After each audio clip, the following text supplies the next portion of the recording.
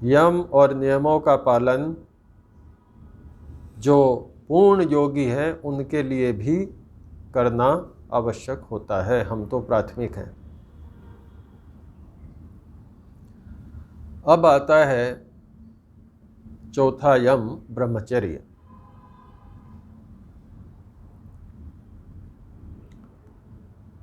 गुप्तेन्द्रियस्य संयम, गुप्तेन्द्रियस्य उपस्थस्य संयम। योग दर्शन व्यास भाष्य में ब्रह्मचर्य की यही परिभाषा दी है। हमारे गुप्त इंद्रिय का संयम, उपस्थ इंद्रिय का संयम। ब्रह्म के और बहुत सारे अर्थ भी विद्वान लोग बताते हैं, पर अभी हमें उन पर नहीं जाना। जब ब्रह्मचारी होता है ब्रह्मचर्य आश्रम में, तो उसको ब्रह्मचर्य की पालना करनी जरूरी होती है, क्योंकि उसे स्मरण करना पड़ता है, बुद्धि बढ़ानी पड़ती है और अपने शरीर को मजबूत करना पड़ता है। ब्रह्मचर्य काल में शरीर को मजबूत करना, अपनी बुद्धि मन को शुद्ध विस्तृत करना, जिससे कि आगे आने वाले सारे जीवन में वो शरीर और वो मन बुद्धि उसका साथ दे सके। तो जो ब्रह्मचर्य आश्रम के साधक हैं, जो मुझे सुन रहे होंगे, उनके लिए तो ब्रह्मचर्य का पालन करना बिल्कुल ही जरूरी है। गृहस्थ में भी ब्रह्मचर्य का पालन आवश्यक है।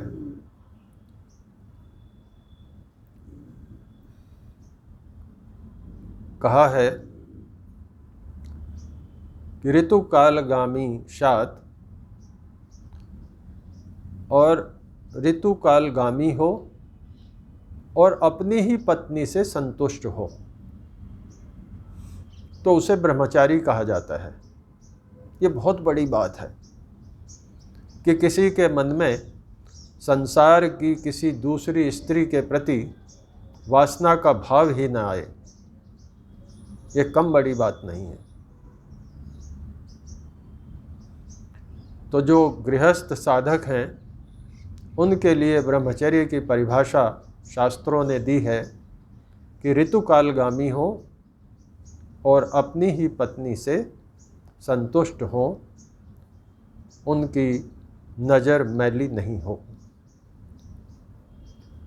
जो वानप्रस्थ आश्रम में हैं, वानप्रस्थ लिया या नहीं लिया, लेकिन जो वानप्रस्थ की उम्र में हैं, उन साधकों के लिए भी स्पष्ट रूप से ब्रह्मचर्य का विधान किया गया है। अप्रयत्न सुखार्तेषु ब्रह्मचारी धराशय।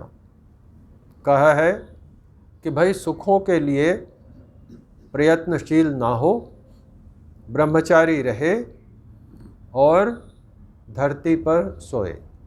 धरती पर सोने का मतलब नर्म बिस्तरों पर ऐश्वर्य के तरीके से न सोए। तो वहाँ भी ब्रह्मचर्य का विधान है। और ये कहा है महर्षि ने तो कि वानप्रस्थी यदि उसके साथ उसकी पत्नी भी है तो उससे कोई कुचेष्टा ना करे। जहाँ तक सन्यास का सवाल है, जो साधक सन्यासी हैं उनके लिए तो ये पहली शर्त है कि उन्होंने तीनों ऐष्णाओं को छोड़ दिया हो, सारी वासनाओं को छोड़ दिया हो, तभी वो सन्यासी कहलाने के योग्य हैं। ये बड़ा भारी है, लेकिन क्या आप 100% सत्य बोलते हैं? क्या आप 100% अहिंसा का पालन कर रहे हैं, करते हैं? नहीं हो पाता। तो धीरे धीरे जैसे हम दूसरे यमों का पालन करने के लिए निश्चय करते हैं, वैसे ही इस यम का पालन भी धीरे धीरे हमें करना चाहिए।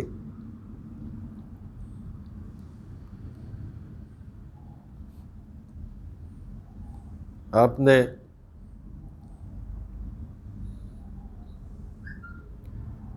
भीष्म का उदाहरण सुना होगा। भीष्म की माता उन्हें समझाती है शादी करने के लिए, विवाह करने के लिए।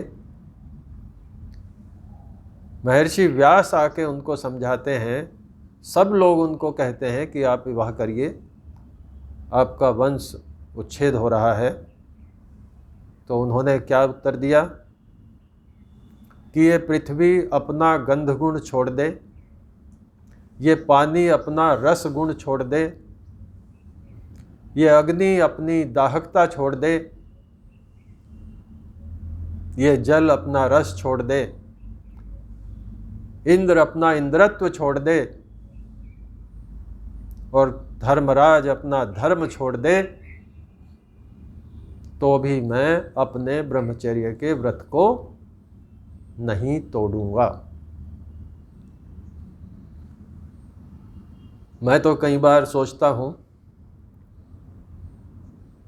कि यदि महारानी द्रौपदी के अपमान के समय भीष्म चुप न बैठे रहते होते तो शायद आज हम उन्हें भगवान भीष्म कहते।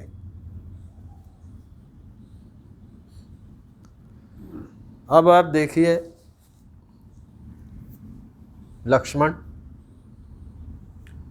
14 वर्ष तक वन में ब्रह्मचारी रहे। भगवान राम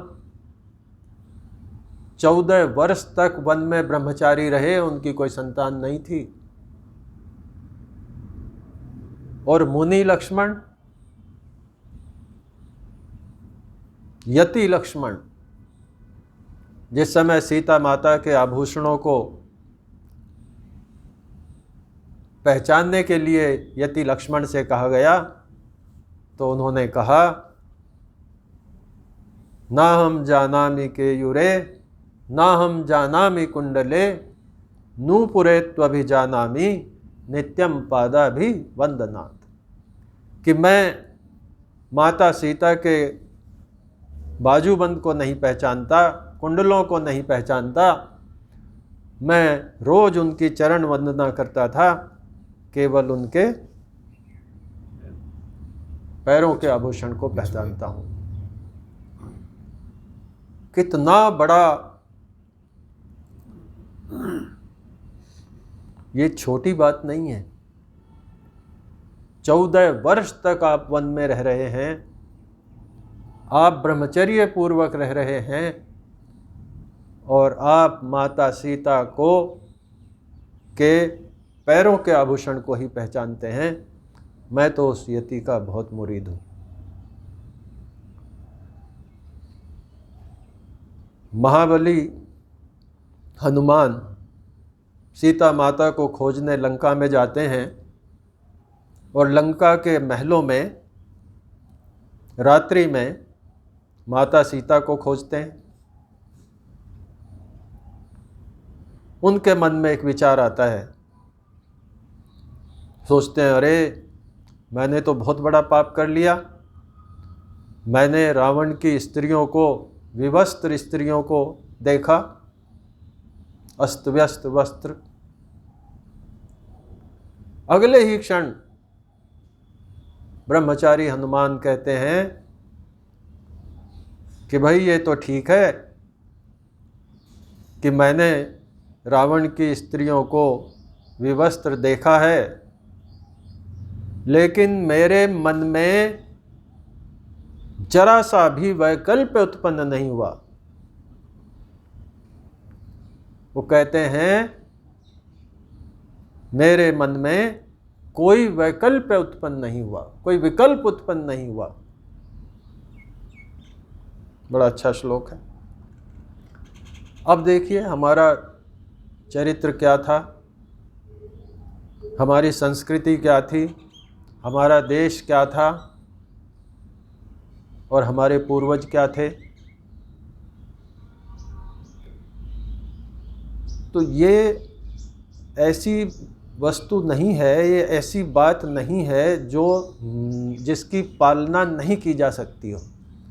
लेकिन परेशानी केवल इतनी है कि आज हमारा शरीर राजसिक और तामसिक हो गया, आज हमारे विचार राजसिक और तामसिक हो गए, समाज का हम पे बहुत प्रभाव पड़ता है, हमारे पुराने संस्कारों का हम पे बहुत प्रभाव पड़ता है। अब उसको कैसे दूर किया जाए? यदि आप सामान्य तरीके से रहना चाहते हैं तो फिर ठीक है, जैसे रह रहे हैं रहते रहें। और यदि आप साधक बनना चाहते हैं, यदि आप जन्म मरण के चक्कर से छूटना चाहते हैं, यदि आप आत्मदर्शन चाहते हैं, यदि आप परमात्मा दर्शन चाहते हैं, तो यम नियमों का पालन करना पड़ेगा। कैसे करें? सबसे पहले हमें अपने भोजन को सुधारना पड़ेगा। यदि हम अपने भोजन में राजसिक तामसिक वस्तुएं खाएंगे तो हमारे शरीर में उत्तेजना होगी, मूढ़ता होगी, और जैसा खाए अन्न वैसा होवे मन, तो हमारा मन भी उसी तरह के विचार उठाता रहेगा। तो सबसे पहला ये नहीं कि कहीं गए और अच्छा खाना बन रहा है, चटपटा है, मिर्च मसालेदार है, कि अरे चलो एक दिन तो खा ही लेते हैं। या बहुत से लोग हैं, आप में से भी हो सकते हैं, मुझे पता नहीं, कि बिना नमकीन के, वो भुजिया के तो भोजन ही नहीं करते। तो बहुत सारी ऐसी चीज़ें हैं जो हमें छोड़नी पड़ेंगी भोजन से संबंधित। अभी आगे जब हम भोजन की बात करेंगे तो उस समय इस पे विस्तार से चर्चा करेंगे।